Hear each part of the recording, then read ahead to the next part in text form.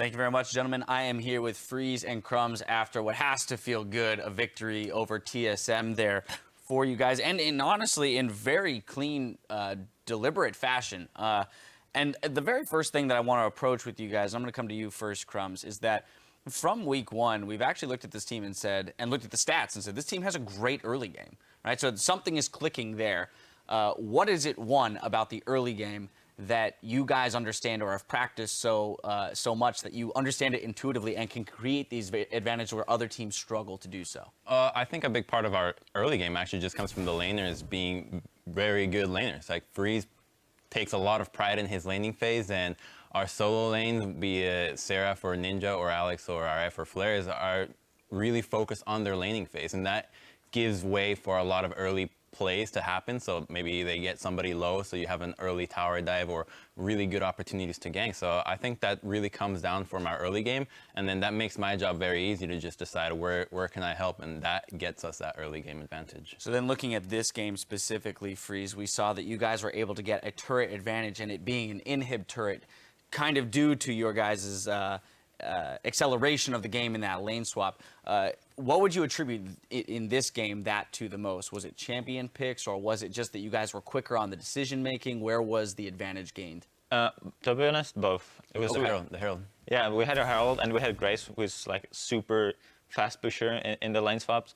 On the first lane swap, we were already faster, so we took Dragon. The second lane swap, we took Herald, and then they decided to not match us, which was their mistake, and we were talking about it. We punished the mistakes. We just decided to push trade turrets, but we have a Herald, right? So we'll push way faster, and we have a Grace on top of it. So we get one extra turret, and then we had the momentum the whole game, and they were just on the backseat, and we could have done anything, and it was just our game to win, you know? It was like they couldn't do much at that point. All right, so you set yourselves up very well in the early game. This time, you did close it out with the lead that you had created.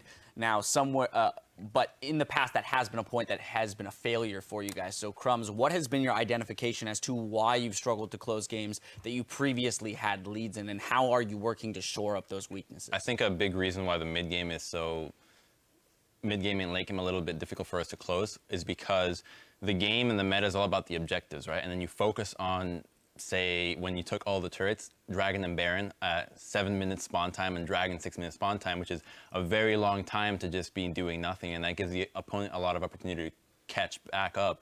So, for example, in the Cloud9 game, we rewatched it and realized that we need to be faster with the timings in which we aggress. So, particularly when minion waves crash is a really good time where you push vision or you become aggressive, and that's something that, for example, the Rocks Tigers in Korea are really good at, that they'll often just fight around minion wave crashes more than anything, and that's almost like a 30-second interval, which gives you a lot more action and fast-paced aggression that if the opponent isn't ready to react to that and they're on the back foot, it's going to be very difficult to come back in. And just focusing on that mentality to look at past just Dragon, Baron, and other turrets makes it a lot cleaner for us.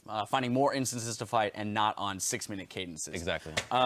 Back over to you, Freeze. I want to take a look at the two new players that you guys have, Seraph and Ninja. And really, I just want to know how the chemistry and the dynamic of the team changes with those two individuals and the types of styles that they bring to the team. So luckily, we had 2 weeks to prepare with them, which like in the beginning, it wasn't that great of a synergy, but given the 2 weeks, we improved a lot. We started playing well together, and like Seraph and Ninja, they played on TDK before. They have a super nice synergy with double TPs. They always help each other out. So that's like their own mini game there, and we're the free men like on our own side. So we're like split a bit there, but we know what to do in those situations, and we get a lot ahead from that.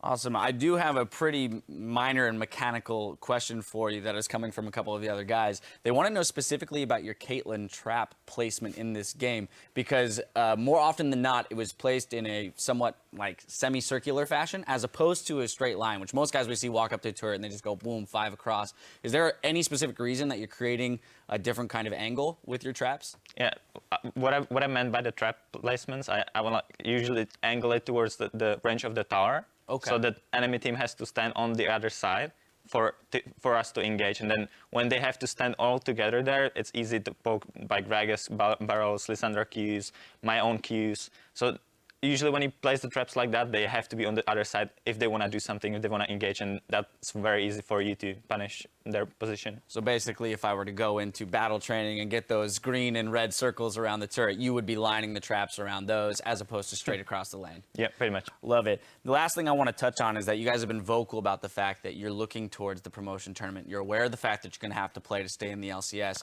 And so looking ahead, with this win, you're actually only one win behind Dignitas yet. They haven't played yet today, but they are playing a pretty tough roster in Immortals, Liquid, and CLG. You guys have Impulse and Echo Fox up on the docket, I believe. So definite, possibilities for wins and forcing either a tiebreaker or just snagging that 9th place from them.